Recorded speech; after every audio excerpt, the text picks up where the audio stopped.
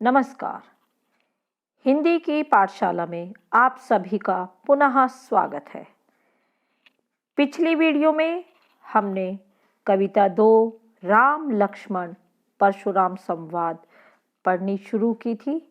हमने इसके कवि गोस्वामी तुलसीदास जी के बारे में जाना था, उनके जीवन के बारे में, उनकी रचनाओं के बारे में जाना और पद 1 के जो शब्दार्थ थे उनको भी हमने समझा था। तो आज इस वीडियो में हम जानेंगे पद 1 की व्याख्या। तो अब पढ़ना शुरू करते हैं। पहली पंक्ति में पढ़ती हूँ। नाथ शंभु धनु भंजनिहारा, होय हे केउ एक दास तुम्हारा।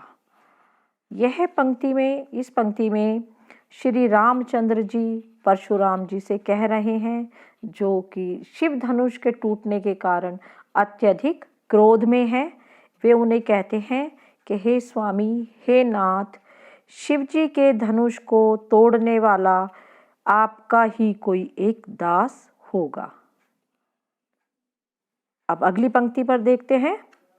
आयेसु कहा कहिन किन मोही, सुने रिसाई बोले मुनि कोही। जो पहली पंक्ति है, दूसरी पंक्ति का जो पहला भाग है, वहाँ तक श्री रामचंद्र जी परशुराम जी से कह रहे हैं कि हे मुनि, कोई शंभु धनुष मतलब शिव के धनुष को तोड़ने वाला कोई आपका ही दास होगा। क्या आज्ञा है, आप मुझसे क्यों नहीं कहते। अब जो आगे की पंक्ति है, सुनी रिसाई बोले मुनि को ही। रिसाई अर्थात क्रोध होता है रिसाई का अर्थ। और मुनि परशुराम जी को ही, जो बहुत अधिक क्रोधी थे, वे इस बात को सुनकर, जो ऋषि थे मुनि परशुराम जी, वे गुस्से में बोले। क्या बोले वह हम अगली पंक्ति में जानते हैं। सेवकु सोजो करे सेवकाई, अरि करने करी करिए लड़ाई। परशुराम जी क्रोध में कहते हैं कि सेवक तो वही कहलाता है जो सेवा का कार्य करे, लेकिन जो शत्रुता का काम करता है उसके लिए तो उसने तो अपने लिए लड़ाई ही मोल ले ली है। उसने तो शत्रुता का काम करके लड़ाई ही मोल ले ली जाती है। अर्थात जो शत्रु होगा वह मेरा कोई सेवक नहीं होगा, जिसने भी इस शिव धनुष को तोड़ा है। सुनहु राम जेहि शिव धनु तोरा, सहस बाहु समसो रिपु मोरा।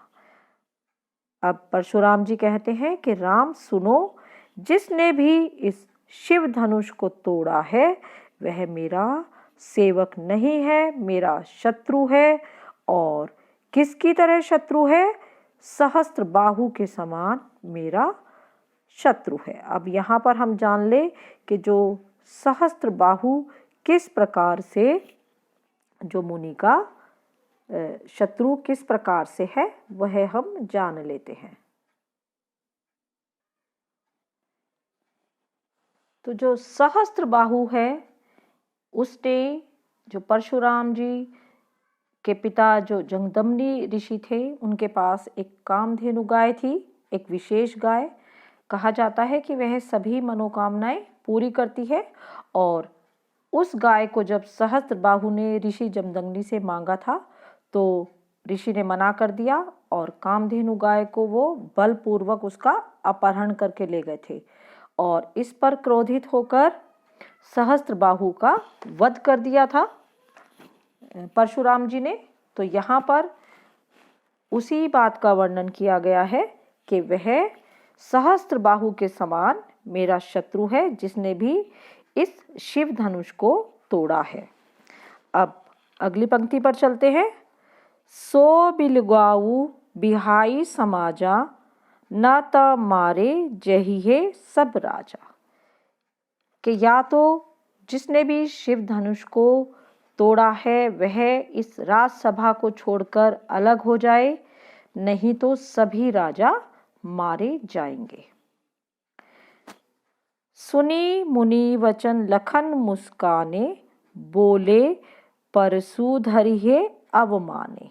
और ऋषि के मुनि के ये क्रोध से पूर्ण वचन सुनकर लक्ष्मण मुस्कुराए और उन्होंने परशुराम जी के प्रति जानबूझकर अपमानपूर्ण वचन वे कहने लगे। परशुधरि मतलब फरसे को धारण करने वाले, अर्थात परशुराम जी। उनका जो शस्त्र था वह फरसा था, उसको धारण करने वाले कौन है? परशुराम जी। बहु धन हुई तोरी लरिकाई, कबहु न असिरीस किन्हीं कोसाई। अर्थात धनुई मतलब छोटे छोटे धनुष, लरिकाई बचपन में। लक्ष्मण जी कहते हैं कि हे गोसाई, उन्हें संबोधित करते हुए कहते हैं कि हे मुनि, लड़कपन में अर्थात बचपन में तो हमने ऐसी बहुत सी धनुहियाँ तोड़ी, अर्थात छोटे छोटे धनुष तोड़े, लेकिन तब किसी ने हम पर ऐसा क्रोध कभी नहीं किया।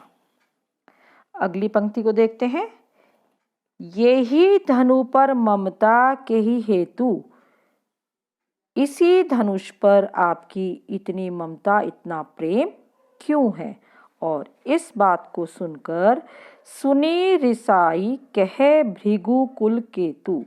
और इस बात को सुनकर जो भृगु कुल की पताका के समान, ध्वजा के समान परशुराम जी हैं, वे क्रोधित होकर बोले, रे नृप बालक काल बस बोलत तो ही न संभार, धनु ही सम त्रिपुरारी धनुत विदित सकल संसार।